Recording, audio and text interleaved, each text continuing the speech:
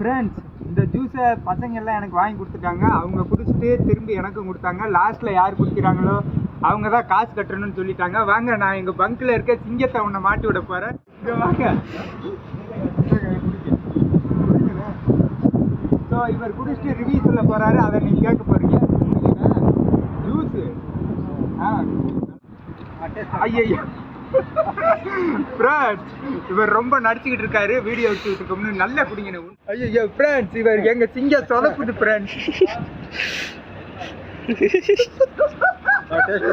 நீங்க ரெண்டு பேரும் குடிச்சிட்டு என்ன நீங்க இப்ப ரெண்டு மணி குடிச்சீங்க? குடிக்கல. வீடியோ இப்ப எடுத்துக்கிட்டு இருக்கேன், காட்டவா?